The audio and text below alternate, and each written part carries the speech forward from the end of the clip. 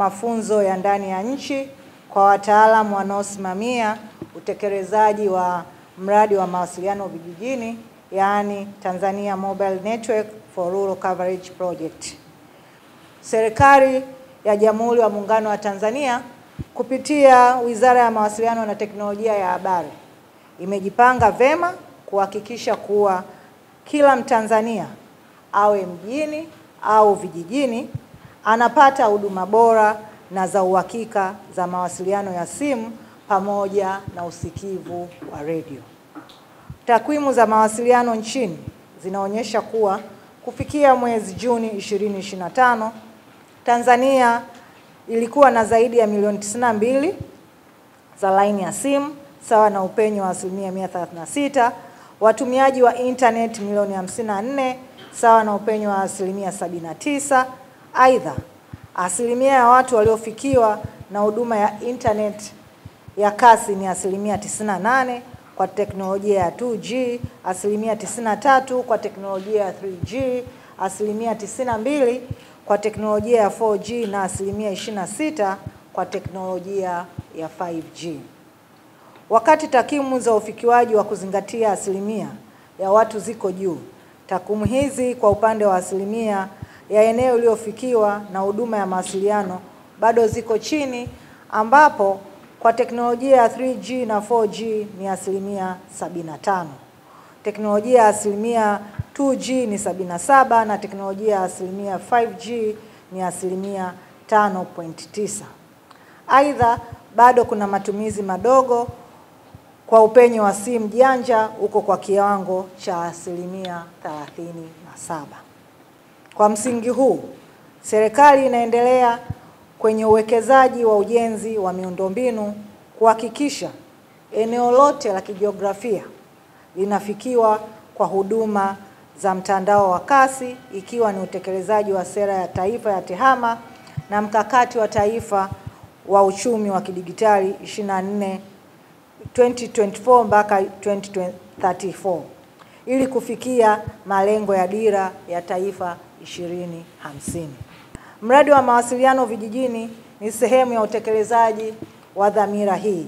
Lengo kuu ni kusogeza huduma za mawasiliano ikiwemo simu, internet, redio katika maeneo ya vijijini ambayo hayajafikiwa au ambayo bado yanapata huduma hafifu za mawasiliano ya simu kupitia Shirika la Mawasiliano Tanzania TTCL na usikivu wa redio kupitia Shirika la Utangazaji Tanzania TBC.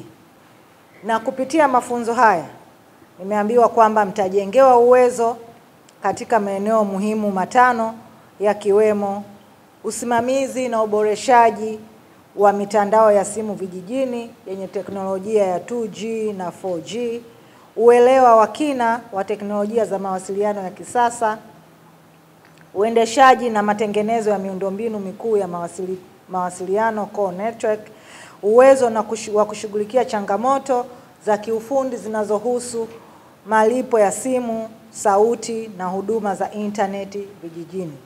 Naitwa Mulembwa Munaku, mkurugenzi wa huduma za mawasiliano, niko Wizara ya Mawasiliano na Teknolojia ya Habari. Leo hii tuko katika tukio la kufungua mafunzo ya wataalamu wa mradi wa mawasiliano vijijini. Mtakumbuka kwamba kwa hali ya mawasiliano nchini ni kwa sasa eneo la kijiografia lililofikiwa ni 75% pekee. Kwa kuna asilimia nyingine 25 eneo la kijiografia kwamba halina mawasiliano. Maana yake ni nini? Maana yake watu wa maeneo hayo bado hawapati huduma za mawasiliano, lakini vile vile kuna maeneo mengine usikivu wa redio yetu ya taifa bado si mzuri. Kwa serikali kabuni mradi huu ikiwa na malengo makuu hayo mawili. Lengo la kwanza kuhakikisha kwamba maeneo yale ambayo hayana mawasiliano basi yanafikiwa na mawasiliano, lakini maeneo yale ambayo hayana usikivu mzuri wa redio yetu ya taifa TBC basi yanakuwa na usikivu mzuri. Mradi huu ni mradi wa miaka miwili ambao umeanza kutekelezwa mwezi Disemba mwaka jana, lakini utakamilika mwaka 2026 mwezi Disemba. Mradi huu una jumla ya minara 636 ambayo inajengwa. Kati ya hiyo minara 621 ni minara kwa ajili ya mawasiliano ya simu, lakini minara 15 ndiyo kwa ajili ya usikivu wa redio, ambayo uendeshaji wa minara 15 hiyo utafanywa na shirika letu la TBC, lakini minara hiyo 621 ndio shirika letu la mawasiliano TTCL ndio itaendesha minara hiyo. Na katika hiyo minara 621 watoa huduma wengine wataweka mitambo yao kiasi kwamba minara hiyo iweze ni kupatikana na mawasiliano ya makampuni mengine, nikiwa na maana kampuni ya Vodacom, Yas, Airtel, na yenyewe yaweze kupata mawasiliano, ili minara ukijengwa basi mwananchi aweze kupata mawasiliano ya mitandao yote hiyo. Kwa hiyo ndio lengo kubwa la mradi huu ambao unatekelezwa na serikali. Baada ya mitambo hii kujengwa na minara hii kujengwa, uendeshaji utabaki kwa wataalamu wetu wa ndani. Kwa serikali iliona ni vyema sasa wataalamu hawa wajengewe uwezo namna gani wanaendesha mitambo hii, kwa sababu mitambo ambayo inajengwa ni teknolojia ya kisasa na teknolojia inabadilika mara kwa mara. Kwa hiyo wataalamu ambao umeona hapa ni wataalamu 140, lakini vile vile mradi huu ulikuwa na mafunzo ya nje ya nchi ambayo yameshafanyika kuanzia mwezi Februari mpaka mwezi Juni mwaka huu. Jumla wataalamu 72 walikwenda nchini China, ni kwa ajili sasa ya kuangalia namna gani ya uendeshaji kwa mitambo. Mradi huu wote umegharimu dola za Kimarekani milioni 108, ambao ni mkopo wa masharti nafuu kutoka benki ya Exim ya nchini China. Haya mafunzo haya kwa kweli ni wakati mwafaka, wakati wametuletea wahandisi na watu wengine kuweza kuyafanya, ambayo yanatujengea uwezo na magani ya kuhandle hii miradi ambayo tunaletewa kila wakati. Kwa hiyo katika wizara naona kwamba ni kitu ambacho wamekuwa kikifanya hata katika wakati wamefanya mafunzo yale ya nje, sasa ni mafunzo ya ndani. Sasa mafunzo haya yanaweza kutujengea uwezo mkubwa wa kuweza kuhimili miradi hii, namna gani ya kuiendesha, namna gani ya kuhudumia na kadhalika. Lakini kada ziko mbalimbali za kuweza kuhudhuria mafunzo haya.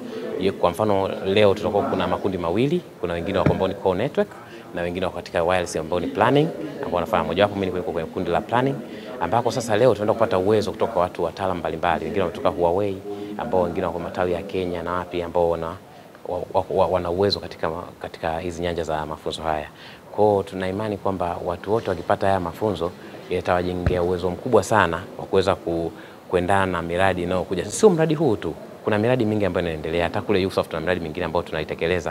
Kwa hiyo tuna imani kwamba tukiendelea kuwa tunapewa mafunzo haya mara kwa mara, basi ni uwezo wa kutosha ambao atakuwa anatujengea ili tuweze kujikita katika ufanisi mzuri wa utekelezaji wa miradi.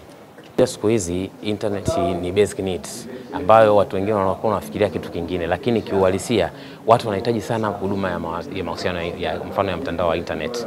Sasa tumejikita sana katika kupeleka internet kwenye vijiji au maeneo ambayo hana mvuto wa kibiashara. Mfano kama niongelee upande wa USAF.